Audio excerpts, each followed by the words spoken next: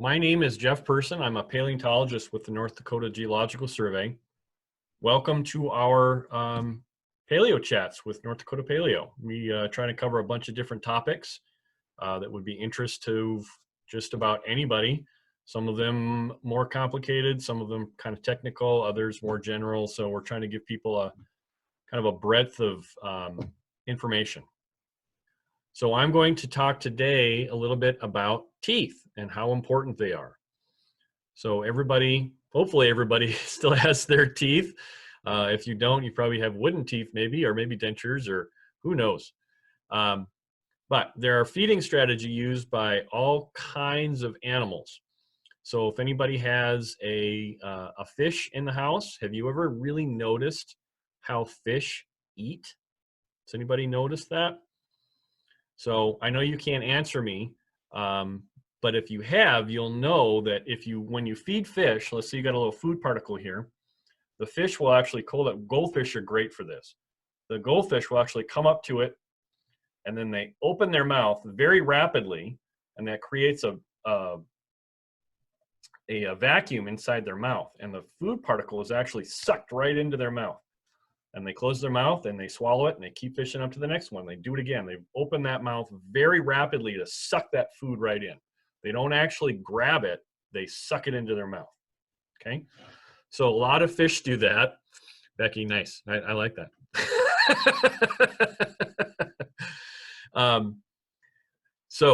That's what fish do. How about sharks? What do sharks do? I have a prop here for a shark. Hey, that actually frames really nicely, doesn't it? So sharks are kind of cool, and they have all these rows of teeth. Let's see if I can get my camera to focus here.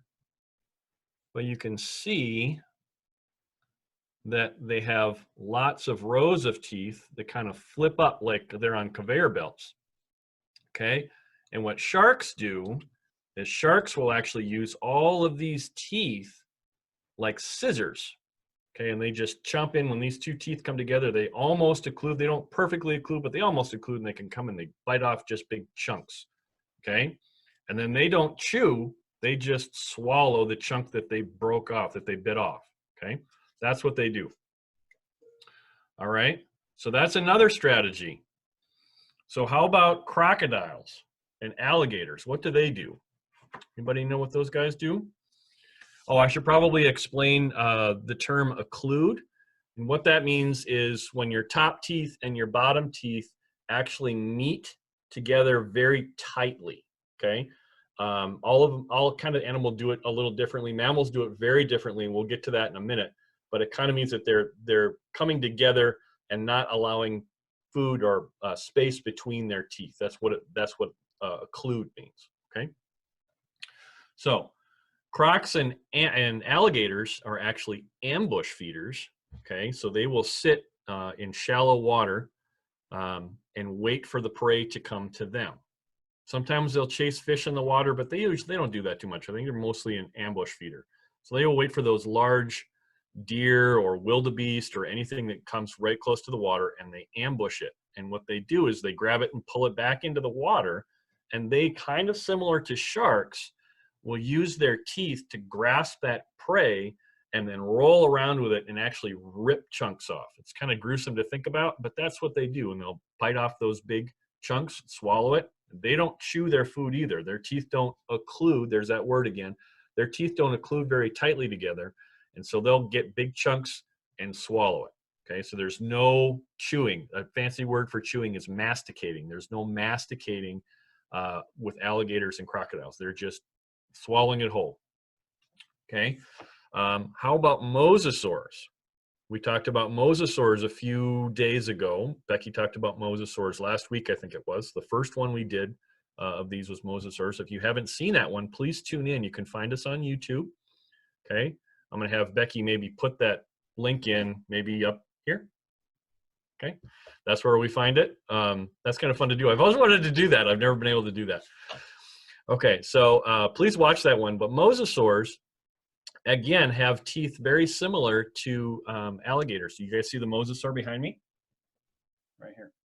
See them? Okay. They have those teeth that actually don't occlude very tightly again. Okay.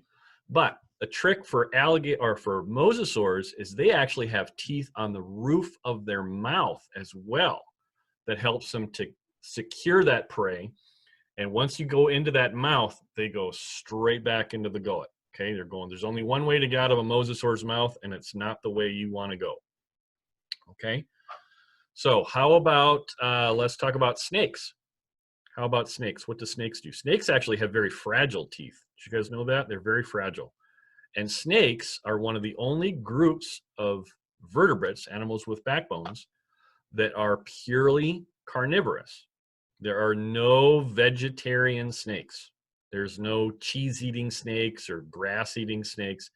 Every kind of snake eats meat. Okay, that's a cool thing about snakes is they all are meat eaters. There's not very many groups of animals that are like that. Okay, so snakes do the same kind of thing. They'll grab it and then they swallow it whole again, right? So we're getting this kind of strategy where these animals are just biting off big chunks and swallowing it. Okay.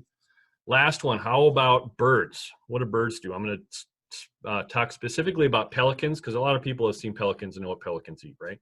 Pelicans eat what? Pelicans eat fish, right? Pelicans eat fish. And how do they eat them? They gulp and they just swallow the whole thing, right? So well, actually, and pelicans don't actually have teeth, right? They're toothless.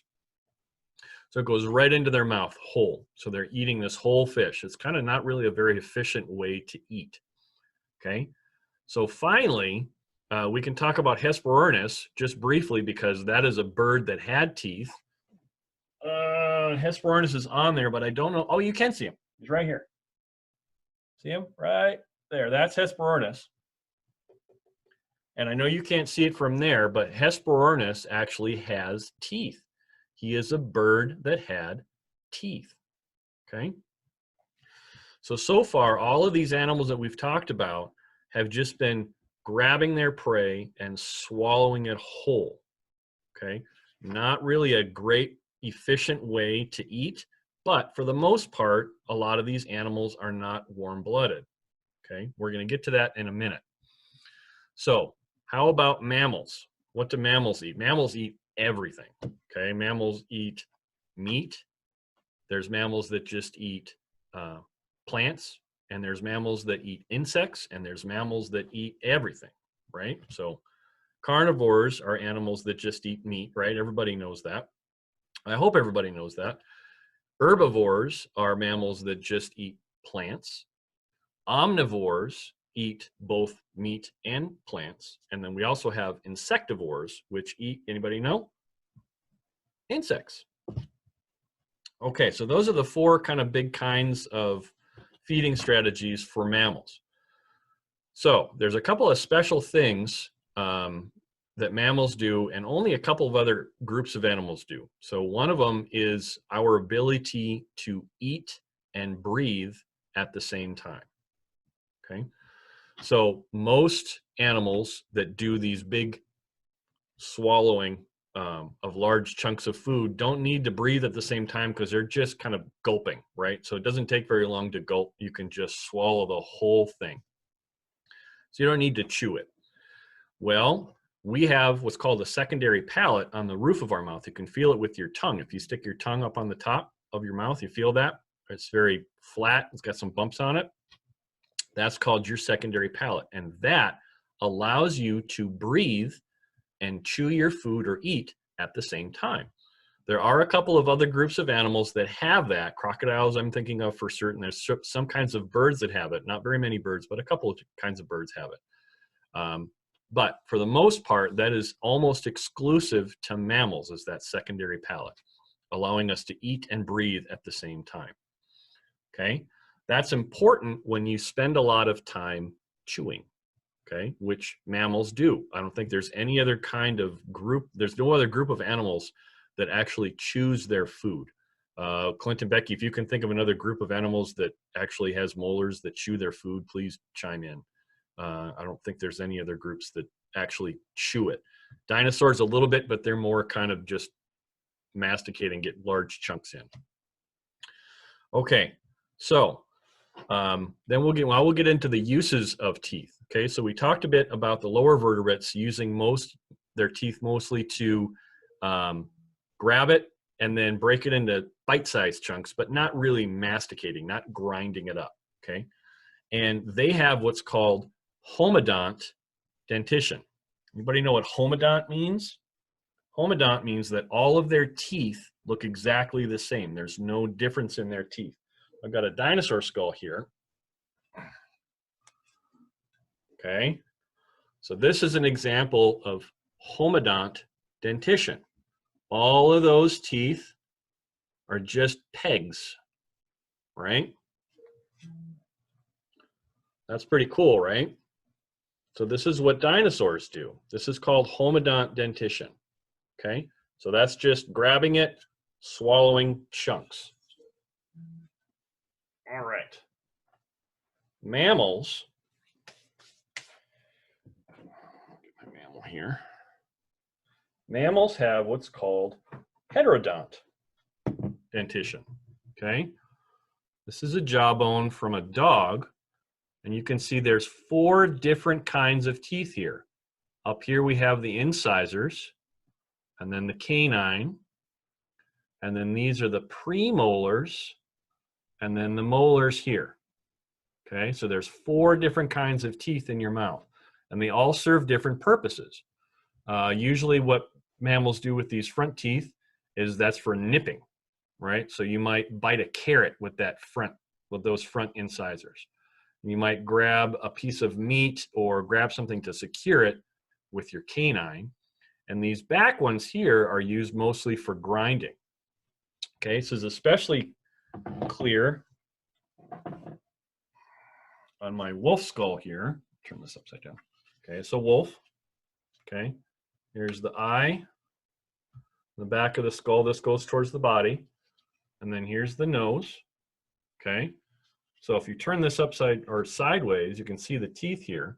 Here's the incisors and the canines, and then the premolars and the molars. And if you look carefully back here, you can see that these molars are very flat, and they're used for grinding teeth. They're used for grinding food, okay? You're breaking it into smaller pieces, okay?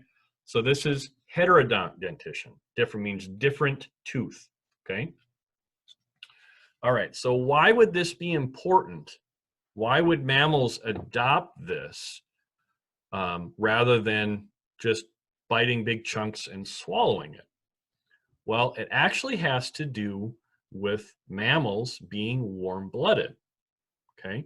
Birds are actually also warm-blooded, and they eat a lot, but they don't chew their food. They don't have teeth. They've taken a different path on how they support their metabolism, their warm-bloodedness, okay?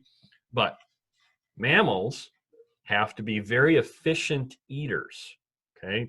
It's very food expensive to be a mammal, okay? You have to eat a lot. You guys get hungry a lot during the day, I bet, don't you? You have to eat 2, 3, sometimes 4 times a day just to keep from not being hungry. And you're hungry because you're processing a lot of food. And so the way for mammals to get the most out of their food is to actually start digesting their food in their mouths, okay? So that's why we grind our food. So we're using our saliva and our spit, the enzymes in our saliva and our spit, to start that digestion process.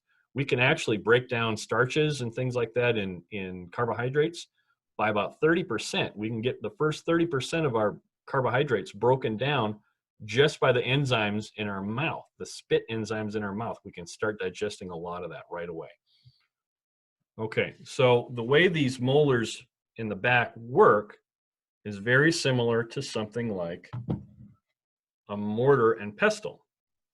Okay, so we're using this grinding motion to just grind it up. Have you guys ever used these in the kitchen before? Or maybe if you're a little older, you've taken a chemistry class and you use these to kind of break larger chunks into smaller chunks. And that's essentially what our molars do in our mouths. Okay, so in vertebrates, we have the lower jaw and the upper jaw, okay? And they fit together very tightly. Remember that word I said earlier, occlude? Do you remember that? Well, these teeth fit very tightly together. And you can test this yourself by just clenching your jaw, right? It's very difficult to move your jaw, your lower jaw, back and forth when your teeth are clenched, okay? And that's because they lock together very tightly, okay? But if you have those other teeth like reptiles and sharks have, it's easier to move those teeth back and forth, okay? Which means they're not very efficient, okay? So mammals do this very differently. Okay, so mammals are getting the most out of their food because we're warm-blooded, because we need to start getting all of that nutrients. We need to get as much nutrients out of our food as we possibly can. Okay, so we start in the mouth. So how do paleontologists then take advantage of this?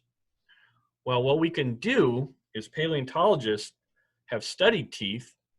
We study teeth, and we can use teeth to help identify different animals based on their teeth, okay? So we get a tooth like this guy, okay?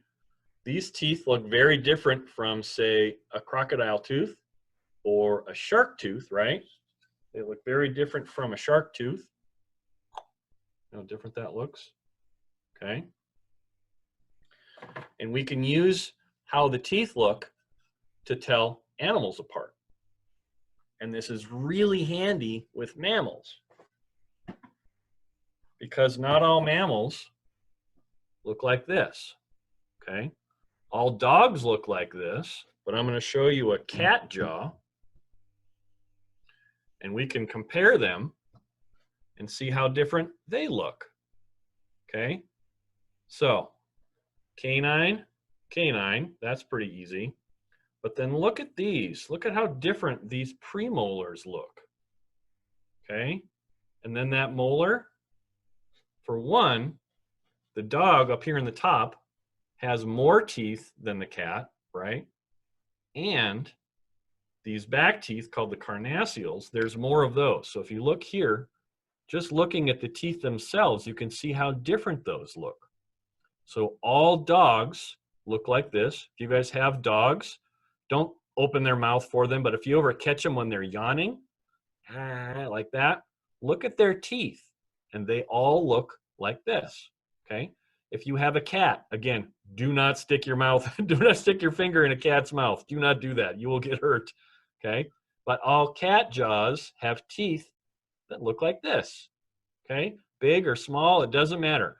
And they all look like the cat jaws that you'd find at the zoo on the lions or the tigers or the cougars or any of those things. This is what all cat jaws look like. There's small differences for one size, but there's also small differences between species of cats. But all cats, for the most part, look exactly like this, okay? So we can look again at a different kind of mammal. This guy here, anybody know what this is? This is a porcupine, okay? And look at how different, well, we'll change this so we can compare one to one. Okay, here's our dog, and here's the porcupine. Now look at how different those teeth look. So the porcupine, he doesn't have any, there's no canine, right? These up here, those are the incisors. Those are these guys. And there's only 2 of them. This guy's got like 8 or 6, okay? There's no canine. There's a big, what we call a diastema, or a break in the teeth. So they're missing that tooth, okay? That should be in here where my finger is, okay? And then the premolars and the molars all look very similar right there, but they're not sharp, right? These are sharp.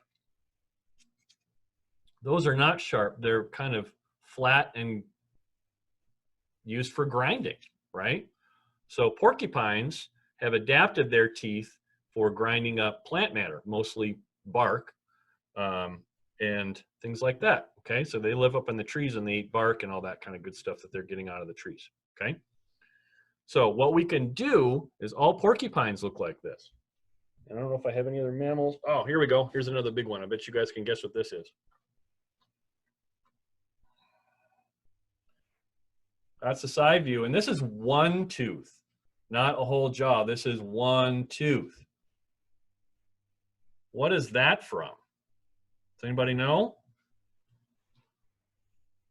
That is an elephant tooth, okay? And it looks very different from that, okay? So elephants are really kind of cool in that they usually only get about 2 to 4 teeth in one jaw during their whole lifetime, okay? And so this tooth will move through the jaw. This is the front, and this is the back. I'm going to push this back a little bit. And as the tooth moves through the jaw, it gets more and more worn, okay? So this is not very worn here, and this is very worn here in the front. So as it moves through, this will eventually just break off, okay? And so the whole tooth will come through, another tooth will come in behind it, and that's how the jaws, the teeth in elephants work, okay? So when an elephant runs out of teeth, it's done. When all those teeth kind of go through the jaw, it's edentulous, which means we don't have any teeth left. And that's usually when they're 80, 90 years old. And that's one of the reasons some of those old elephants will die, is because they don't have any teeth left in their mouth and they can't chew any food anymore. Okay. So this is not an elephant tusk. I see that there. This is an elephant molar. Okay. The tusks are actually modified incisors. They're up here. This front tooth up here. Okay. This is a molar. This is one of the back teeth. Okay. Cool, huh? But all elephants and mastodons look like this, which is very different from this. So you'd know if you got this that it wasn't a porcupine, and it wasn't a dog, and it wasn't a cat, okay? So paleontologists use this to our advantage when we find teeth in the field. When we dig up teeth out, we can look at those teeth and figure out what animal they're from. And if you look very carefully and you study teeth for a living, like paleontologists do, you learn all of the differences between all of these teeth. And every species of mammal, their teeth look different from every other species of mammal, okay? So we use teeth to identify the mammals. Oh, Becky's got, she's got a tusk there. All right, so this is actually just a section of an elephant tusk. This is a super, super, super old one. This is a piece that was recovered from using it as a carving medium. And so people would smooth these up and cut these up and then do engravings on the end of these. But this is just the end of one really, really, really old tusk. I'm kind of done. You know, we use these teeth to identify the mammals, and that's the only thing we use to identify mammals. We don't use the age of the rocks to identify mammals. We can use that as a starting point, but mammals are identified only by what their teeth look like. That's how we identify mammals. We can't use any other strategies, okay? That's what we use it for. I'm going to bring up the Q&A bucket here. Oh, what is the biggest tooth ever found? Wow. I don't know if I even know that question. Anybody know what the biggest tooth is? I would imagine it's going to have to be from a big mammal. These elephant teeth are pretty big. I would guess that it would have to be something from an elephant or a mastodon, something like that. Oh, I think Becky's got an idea here. I don't know if it's the biggest as far as like diameter wise, but definitely one of the longest teeth would be from a narwhal. So a narwhal is a type of whale, and it looks like they've got a horn coming right out of their face, and it's actually a tooth. And these things can get like many, many feet long. I think, I'll add a little box down here. I think one of the longest teeth was around 13 feet long or so, maybe 10 feet long. I mean, they were ridiculously long. That's a big tooth. Can you imagine a 13-foot long tooth? Oh man. Okay. Is it true that some megalodon teeth can cut through your skin? I saw it on a Dinosaur George podcast. I wanted to see your opinion. Yes, actually, you could still cut yourself with a shark tooth, whether it's fossil or not. Um, I'm actually having a difficult. I'll bring this shark jaw out again. This one is recent, um, but I have to be careful when I even pick this one up because these teeth are still very pointy and very sharp. And this is just a small tooth. Carcharodon megalodon tooth is going to be the size of the palm of my hand, which is much bigger. I like how that frames me. Much bigger than one of these shark's teeth. And they're serrated, which is a word that Clint used in his podcast. Serrated means it's got those grooves on it. It's got those little, like a steak knife, has the bumps on it, which keeps the lower valleys sharp and the upper peaks. That's where that's the dullness hits there first. Okay. So to answer your question, I would say in the correct circumstance, a Carcharodon megalodon tooth you could cut yourself on that. How many teeth do humans have? I think it's going to vary person to person because there's a little bit of variation, but I think we're in the low 30s. Anybody know? I think it's like 30. I want to say 32, something like that.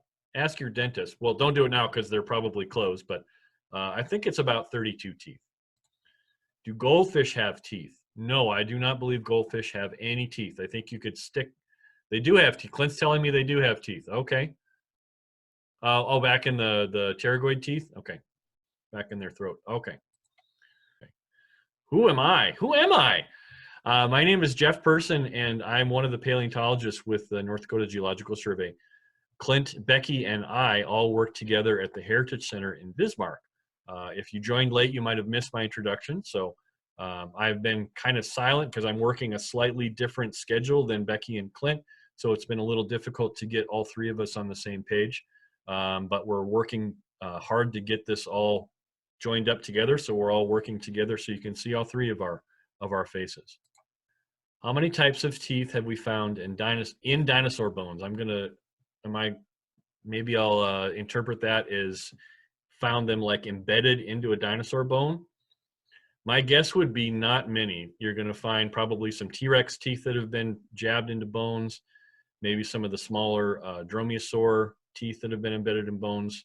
We find a lot of bite marks, like scratches and things that have definitely been made by dinosaurs onto other dinosaur bones. We have one of those examples on exhibit at the Heritage Center. When we all open up again, please come and visit us. We've got a little magnifier right there so you can really focus in and see that.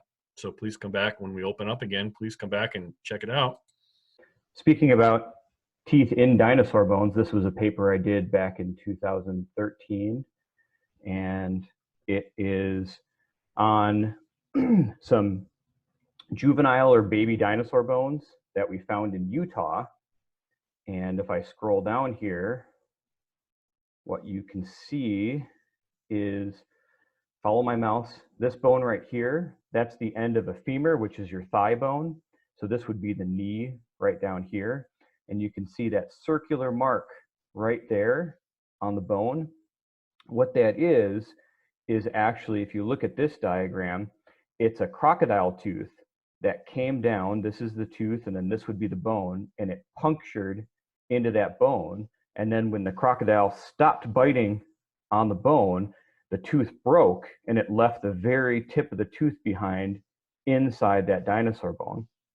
And this was a very small baby dinosaur, only a couple feet in length, maybe 2 feet in size. And so this was a very small crocodile as well, because otherwise a really big crocodile wouldn't even bother chewing on a small baby dinosaur. Like Jeff said, they would just grab it and they'd gulp it down. But yep, there you go, Becky. So, but when you're dealing with a very small crocodile that has a small dinosaur, it has to rip it apart into pieces in order to swallow those pieces. And so this tooth probably broke off in this dinosaur when it was trying to rip that animal apart. And you can see on some of these other images here, you can see these nice scratch marks right here on the bone. This is from the shoulder blade from this dinosaur.